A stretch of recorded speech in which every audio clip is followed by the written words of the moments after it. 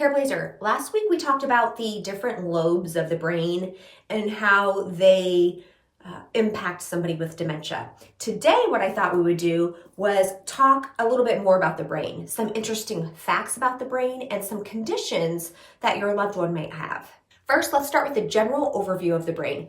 The brain weighs about 3 pounds, and it's about the same size as 2 clenched fists together. It contains about 85 billion cells or neurons. With normal aging and learning, brain cells die and new connections are made. This is basically the underlying process for how we learn things. So in dementia, we know that there is damage or disease in some area of the brain. That's going to reduce the number of cells that are in that area of the brain. So in the case of dementia, there's the normal cell death that's happening to all of us. And in some cases, there's accelerated or faster cell death because of the disease and the damage to the brain. But what's not happening is the new cells being generated. For example, on scans for Alzheimer's disease, you can see that the brain appears smaller than the average size of the brain. That's because as the cells are dying, new ones are not being generated like they would in a healthy brain. So the brain actually shrinks.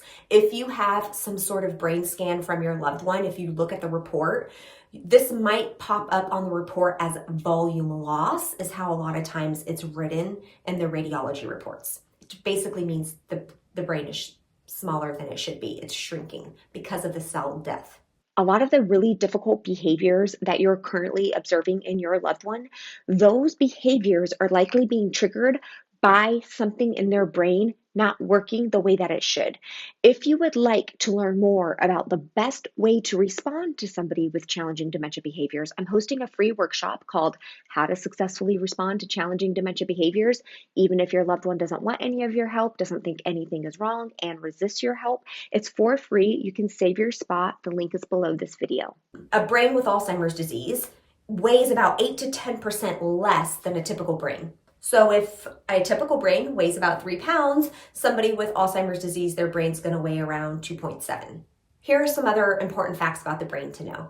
The brain is actually very soft. If you've ever seen a brain be dissected or see it on a TV or a movie, it might look a little bit more firm. It's because it's like been preserved. It's in a special solution. So it makes it look that way. But in all reality, the brain is really more like Jell-O. So why is that important to know that the brain is soft and it's really more of a Jell-O consistency? That's because it's possible to injure your brain both from the inside and from the outside. I'm sure a lot of you have heard the news or read the articles. There's a lot of information coming out about traumatic brain injury, trauma to the brain, like trauma to the head can impact the brain. It's easier to understand how that could happen when you understand how the brain is set up. The symptoms that can result from a brain injury vary widely depending on what part of the brain was injured and how severe that injury was. So while a single traumatic brain injury doesn't cause dementia, a traumatic brain injury can certainly contribute to dementia. There's also research on repeated head injuries leading to something called chronic traumatic encephalopathy, which certainly seems to be placing people at higher risk for dementia in the future. So the brain needs a lot of protection, right? It's soft, it's squishy, it's like Jell-O. It's really important. It's critical that we keep it as safe as possible. So our body has a natural defense protection for our brain. It's really hard. And it's our skull. Like that is our natural way that is protecting our brain. Now, floating all around our brain, inside all of the cracks, protecting it around our spinal cord, is something called cerebral spinal fluid. It cushions your brain, it keeps your brain floating there, and it's also protective because like if you were to get a hard blow or something, it helps keep your brain from smashing up against your skull. It's kind of like a cushion for your brain. Now, the cerebral spinal fluid is really important, but it is possible in some cases that it doesn't drain properly. And so the fluid builds up in the brain, it builds up in the ventricles, and it could lead to something called hydrocephalus. Sometimes people refer to it as water on the brain. This is one of the few causes of dementia that, if found, treated early, it can actually make significant positive impact on the dementia. In some case, totally reverse it and the dementia can go away. So when there's too much water in the brain, but it's not putting a lot of pressure on the brain, we call that normal pressure hydrocephalus. There's 3 symptoms to tip you off this might be happening. We call them the 3 W's. Wet, wobbly, wacky. This basically means the person is now having bladder issues like difficulty controlling their urine. They're starting to show increased confusion. And then they're having a lot of balance problems. So those are like kind of the 3 W's. Hydrocephalus that causes pressure on the brain is something that needs to be treated immediately and a lot of times has more lasting long-term negative consequences. The brain is also filled with blood vessels. In this little fake brain of mine, there's some really fake blood vessels here. But basically, those blood vessels bring nutrients to your brain. So when someone has a stroke, what's happened is that something has gone wrong with these blood vessels.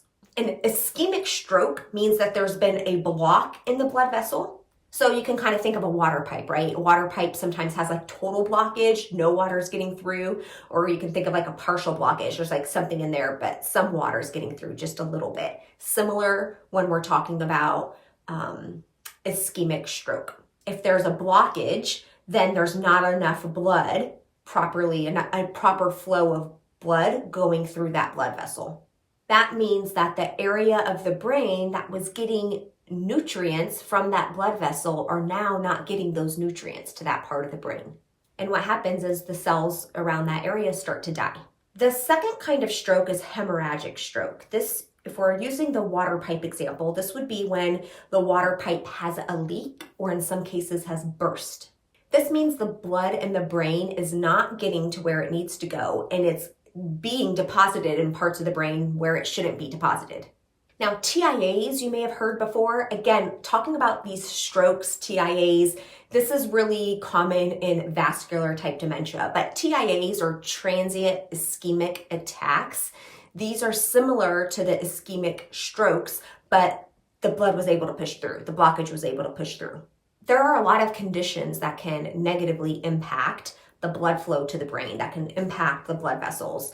And that includes conditions like high blood pressure, diabetes, and high cholesterol. All of those things are risk factors for vascular dementia, meaning if you have those conditions, you are at greater risk for vascular dementia.